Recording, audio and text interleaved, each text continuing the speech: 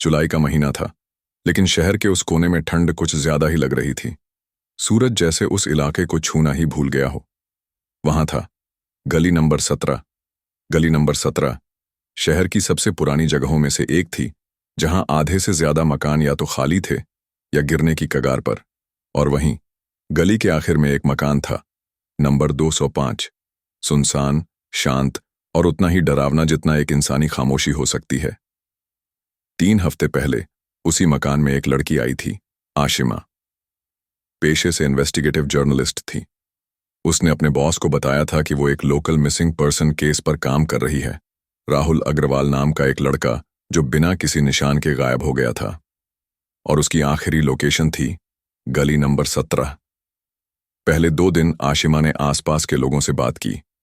कुछ ने कहा उसने खुदकुशी की होगी, कुछ बोले शायद भाग गया होगा, लेकिन किसी के पास सबूत नहीं था। एक आदमी मिला, इब्राहिम चाचा, जो उसी गली में चाय की दुकान चलाते थे। उन्होंने कहा, मैडम, उस लड़के ने भी 205 वाले घर में रात बिताई थी और फिर कभी नहीं दिखा। आशिमा को अब यकीन हो चला था कि गली नंबर 17 और मकान नंबर 205 के बीच कुछ गहरा राज छिपा है। तीसरी रात उसने खुद 205 नंबर मकान में रुकने का फैसला किया। फोन का नेटवर्क पहले से ही गायब था, और अजीब बात यह थी कि उस मकान में घुसते ही उसकी घड़ी की सुइयां उलटी चलने लगीं। लेकिन आशिमा डरी नहीं, वो सच्चाई तक पहुंचना चाहती थी। रात के करीब 2 बजे उसके कमरे का दरवाजा धीरे धीरे अपने आप खुला। बाहर कोई नहीं था, मगर फर्श पर ताजे गीले पैरों के निशान थे, जैसे कोई अभी अभी नहाकर निकला हो। उसने उन निशानों का पीछा किया और वो उसे घर के बेसमेंट तक ले गए। बेसमेंट का दरवाजा जंग लगा था, मगर खुल गया। भीतर घुप अंधेरा था, सिर्फ एक टूटी बल्ब से हल्की झिलमिलाती रोशनी आ रही थी। वहां एक मेज थी और उस पर फैली थी कई पुरानी फाइलें, अखबारों की कटिंग्स और फोटो, सब गायब लोगों के। कम से कम 17 चेहरे, 17 कहानियां, और उन सब का एक ही आखिरी लोकेशन, मकान नंबर 205। तभी उसने देखा एक पुरानी डायरी।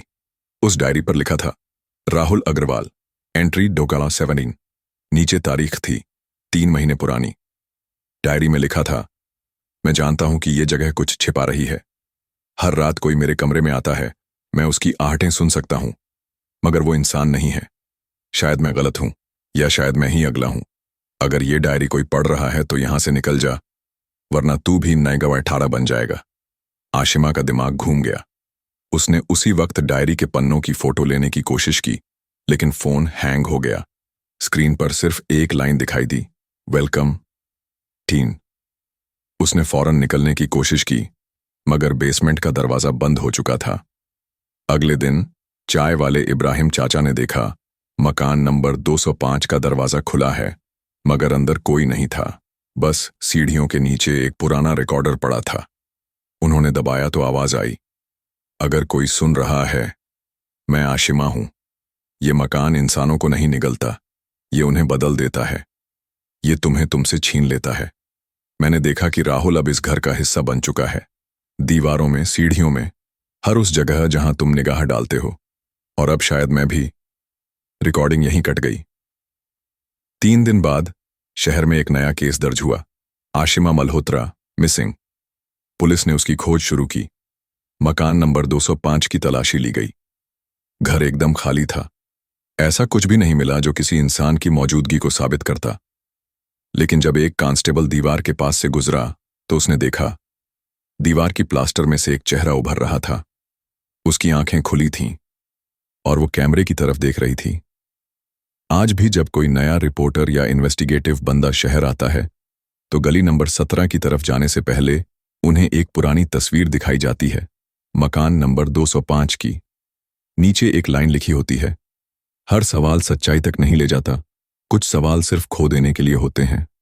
और अगर कोई जिद करता है जाने की, तो बस एक बात कही जाती है, तुम्हारा नाम किस नंबर पर आएगा।